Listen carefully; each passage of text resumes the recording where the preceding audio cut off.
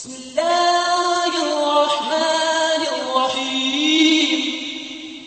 موت نافرمانی کی حالت میں کہیں نہ آ جائے تمہیں، وہ کوئی ضمانت تمہارے پاس نہیں ہے کہ تم کسی گناہ کا ارتکاب کر بھی چکو گے، پھر تمہیں توبہ کا وقت بھی مل جائے گا، پھر موت آئے گی، اس سے پہلے موت نہیں آ سکتی۔ کیا معلوم عین اس گناہ کے ارتکاب کے دوران موت آ جائے، وہ موت کیسی ہوگی؟ شاید آپ کے علم میں ہو، لکھنؤ کے ایک بہت بڑے شاعر تھے اور ان کی موت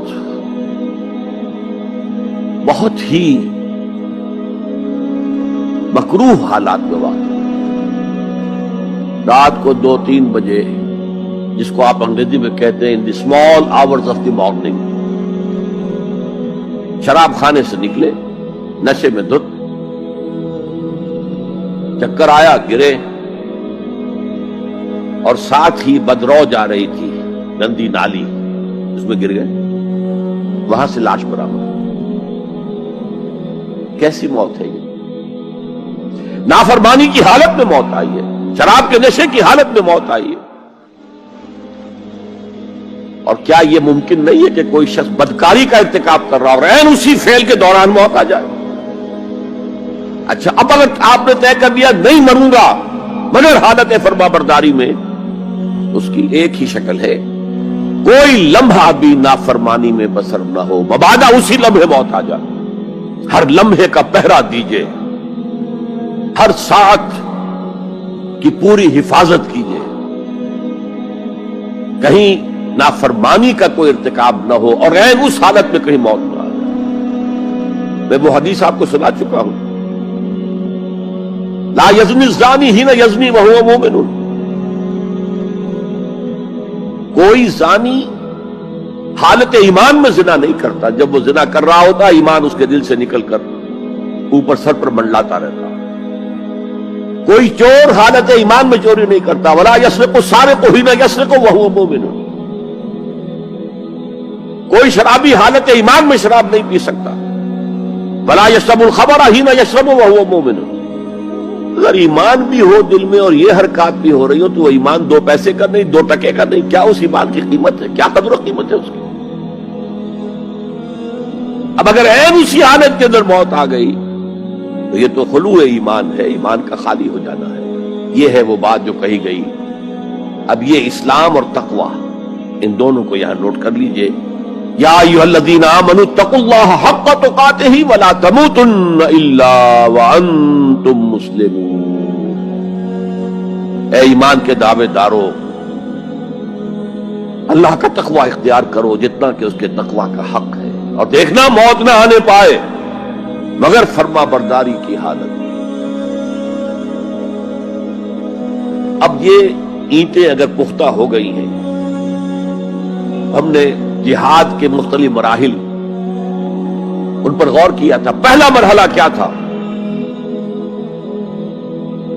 نفس امارہ کے خلاف جہاد، شیطان اور اس کی ذریت سلبی و مانوی کے خلاف جہاد، بگڑے ہوئے معاشرے کے جو پریشرز ہیں ان کے خلاف جہاد۔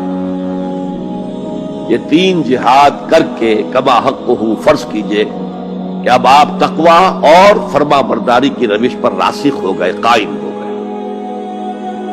اب اگلا قدم کیا ہے؟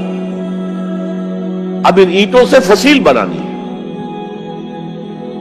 اینٹیں تو مضبوط ہو گئی، پوری طرح پٹ گئی، پختہ ہو گئی۔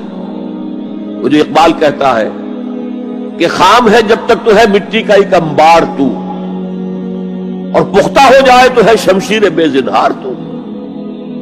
اور جس سے اکبر الہ آبادی نے بھی کہا ہے، اس سے بھی بہتر انداز میں کہا ہے، تو خاک میں مل اور آگ میں جل، جب خشت بنے تب کام چلے، ان خام دلوں کے عنصر پر بنیاد نہ رکھ، تعمیر نہ کر۔ اگر ساحل سمندر سے ریت لے کے گولا بنا دیں، وہ نم تو ہوتی ہے ریت، گولا بن جائے گا، پھر اسے شیشے پر بھی ماریں گے، شیشہ کھڑا رہے گا، ریت بکھر جائے گی۔ اسی گولے کو ذرا بھٹی میں ڈال کے پکا لو، روڑا بنا لو، تو خاک میں مل اور آگ میں جل، جب خشت بنے، جب اینٹ بنو گے تب کام چلے۔ اب اگر اسے مارو گے تو کوئی نتیجہ تو برآمد ہوگا کہ نہیں؟ تو یہ پختہ افراد کی شخصیت کو پختہ کرنا جو ہے کہ اجتماعی اس کو نظر انداز کرتی ہے، جیسا کہ میں نے عرض کیا تھا، پہلی منزل تعمیر نہیں کی، دوسری کے اوپر چڑھا ہو گئے، دوسری ہے نہیں، تیسری جو ہے وہ ہوا کے اندر اس کی تعمیر ہو رہی ہے۔ ہماری بہت سی ناکامیوں کا اصل سبب یہ ہے۔ حضور نے پہلے افراد کو تیار کیا ہے، افراد کے ہاتھوں میں ہے اقوام کی تقدیر، ہر فرد ہے ملت کے مقدر کا ستارہ، اور ہر حیث اجتماعی یا کوئی تنظیم ہو، کوئی جماعت ہو جو اسلام کی سربلندی کے لیے کام کرنا چاہیے، اسے سب سے پہلے پختہ کردار والے افراد تیار کرنے ہوں گے۔ یا ایھا الذین آمنوا اتقوا اللہ حق تقاتہ ولا تموتن الا وانتم مسلمون۔ اب دوسرا نقطہ کیا ہے؟ ان کو جوڑنا ہے، اب اینٹوں کو جوڑنا ہے۔ And for that you need a cement substance۔ پچھلے زمانے میں چونا وغیرہ ہوتا تھا، چونے سے جوڑا جاتا تھا، آج کل سیمنٹ ہے۔ اگر یہ سیمنٹ سبسٹنس مضبوط ہے تو یہ فصیل اور دیوار مضبوط ہے، اگر یہ نہیں ہے تو چاہے اینٹیں پختہ ہو تب بھی سیلاب کا ریلا آئے گا، بہا کے لے جائے گا۔ اینٹوں کی پختگی کے ساتھ ساتھ ان کو جوڑنے والا مورٹر جو ہے اس کو بھی مضبوط ہونا چاہیے۔ اس لیے دوسرا نقطہ، یہ سہ نکاتی لائحہ عمل، 3 نکاتی لائحہ عمل۔ پہلا تقوی اختیار کرو اور اللہ تعالیٰ کی پوری فرما برداری اختیار کرو، کوئی لمحہ تمہارا نافرمانی میں نہ گزرے۔ اب واعتصموا بحبل اللہ جمیعا ولا تفرقوا، چمٹ جاؤ اللہ کی رسی کے ساتھ مل جل کر اور تفرقے میں نہ پڑو۔ اعتصام عصمت سے بنا ہے، عصمت حفاظت کو کہتے ہیں۔ اعتصام حفاظت حاصل کرنا، جیسے آپ دیکھتے ہیں کہ کسی بچے کو اگر کوئی خوف لاحق ہو جائے، کوئی ڈرائے، وہ آئے گا، دوڑے گا ماں کی گود میں آ کر ماں سے چمٹ جائے گا۔ وہ یہ سمجھتا ہے اپنے چھوٹے سے ذہن کے مطابق میں قلعے میں آ گیا ہوں۔ یہ دوسری بات ہے کہ کوئی شفاق انسان، جیسے فسادات ہوتے ہیں یا جیسا کچھ سن 47 میں ہوا تھا، کوئی شفاق بھیڑیا صفت انسان آئے، بچے کو کھینچے ماں کی گود سے، اچھالے اور کسی نیزے میں پرو لے۔ لیکن بچہ یہ سمجھتا ہے کہ میں آ گیا ہوں، پناہ میں آ گیا ہوں، قلعے میں آ گیا ہوں۔ تو یہ ہے اعتصام۔ اور عجیب بات یہ ہے کہ جو اس سورہ مبارکہ کی جو ہم نے شروع کی ہے آیات، وہاں سے ایک آیت پہلے جو ہے 10ویں رکوع کی آخری آیت، وَمَن يَعْتَصِم بِاللَّهِ فَقَدْ هُدِيَ إِلَىٰ صِرَاطٍ مُسْتَقِيمٍ۔ یہاں حبل اللہ نہیں ہے، جو اللہ کے ساتھ چمٹ جائے تو اس کی ہدایت تو ہو گئی صراط مستقیم کی طرف، اللہ سے جڑ جاؤ۔ سورہ حج کی آخری آیت کے بھی آخری الفاظ یہی ہے، وَاعْتَصِمُوا بِاللَّهِ فَأَقِیمُوا الصَّلَاةَ وَآتُوا الزَّکَاةَ وَاعْتَصِمُوا بِاللَّهِ۔ وہ تمہارا پشت پناہ ہے، وہ مولاکم فنعم المولا ونعم النصیر، کیا ہی اچھا ہے وہ مولا، پشت پناہ، مددگار، حمایتی، کیا ہی اچھا ہے وہ مدد کرنے والا۔ تو وہاں پر بھی واعتصموا باللہ، وہی لفظ یہاں آیا، ومن یعتصم باللہ فقد ہدی الی صراط مستقیم۔ اب یہاں سوال پیدا ہوتا ہے وہ حبل اللہ کون سی ہے؟ اب اصول یہ سامنے رکھیے کہ قرآن مجید میں اگر محسوس ہو کہ کسی جگہ پر کوئی ابہام ہے، اجمال ہے، کہیں وضاحت کی ضرورت ہے، تو یہ حق ہی نہیں فرض ہے محمد الرسول اللہ صلی اللہ علیہ وسلم کا کہ اس کو بیان کریں، واضح کریں، تبیین کریں۔ انزلنا الیک الذکر لتبین للناس ما نزل الیہم۔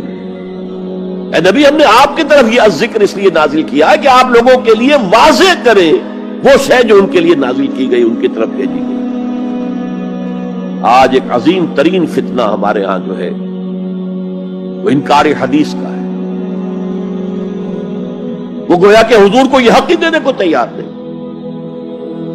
کہ قرآن مجید کی آیات کی توضیح کریں، تبیین کریں، جہاں کہیں کوئی سوال پیدا ہو اس کا جواب دیں۔ لیکن یہ جان لیجئے یہ حضور کا صرف حق نہیں، فرض۔ مجھے ایک بڑا تلخ تجربہ ہوا تھا لاہور میں 1973 میں، وہ جو عالمی کانفرنس ہوئی تھی لاہور میں، دنیا کے تمام مسلمان ملکوں کے سربراہ وہاں جمع تھے۔ تو اس زمانے میں اس آیت کا بڑا چرچا تھا، اخبارات میں بھی بڑے بڑے اشتہار شائع ہو رہے لوگوں کی طرف سے، وَاعْتَصِمُوا بِحَبْلِ اللَّهِ جَمِيعًا وَلَا تَفَرَّقُوا۔ رکشاؤں کے پیچھے بھی بینر لگے ہوئے ہیں، ٹیکسیوں کے پیچھے بینر لگے ہوئے ہیں، وَاعْتَصِمُوا بِحَبْلِ اللَّهِ جَمِيعًا، بینر آویزاں ہیں سڑکوں پر جا بجا۔ لیکن میں ایک پریس میں گیا کہ جہاں میری ایک کتاب چھپ رہی تھی اور تاخیر ہو رہی تھی، تو میں ذرا ان سے کہنے گیا جلدی کرو۔ وہاں ایک صاحب آئے ہوئے تھے اور بدقسمتی سے آزاد کشمیر، جو ہمارے ہاں آزاد کشمیر کہلاتا ہے، آپ کے ہاں وہ مقبوضہ کشمیر کہلائے گا، اس کے وہ محکمہ جو انفارمیشن ڈپارٹمنٹ کے سیکرٹری تھے، اہم تھے۔ ان کا یہ کیا رہا؟ یہ لا یعنی کلام ہے، بے معنی کلام ہے۔ فَاعْتَصِمُوا بِحَبْلِ اللَّهِ جَمِيعًا، کہاں ہے وہ رسی؟ کس کو رسی؟ کون سی رسی کو پکڑوں؟ بہت صدمہ ہوا، لیکن کیا کیا جائے؟ اصل میں کمیونسٹ ذہن کے تھے۔ اب اس لیے وہ اللہ کے رسول نے واضح کیا ہے کہ حبل اللہ کون سی۔ میں وہ حدیث آپ کو سنا چکا ہوں، حضرت علی رضی اللہ تعالیٰ عنہ سے جو مروی ہے، نبی اکرم صلی اللہ علیہ وسلم، ترمذی شریف اور دارمی یا بیہقی میں موجود ہے، تو اس میں یہ الفاظ میں ہوا حبل اللہ المتین وہو ذکر الحکیم وہو الصراط المستقیم۔ حضرت علی فرماتے یہ ہے کہ میں نے سنا حضور نے ارشاد فرمایا ان قریب ایک بہت بڑا فتنہ رونما ہوگا، انہا ستکون فتنۃ۔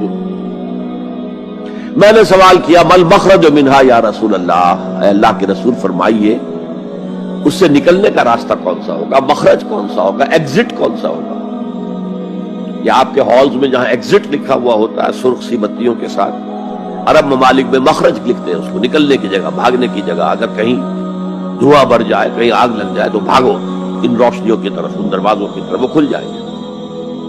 تو جب حضور نے فرمایا کہ انہا ستکون فتنۃ، تو حضرت علی کہتے میں نے پوچھا بل مخرج منہا یا رسول اللہ، فرمایا کتاب اللہ، فتنوں سے بچانے والی اور فتنوں سے نکالنے والی شے صرف کتاب اللہ ہے۔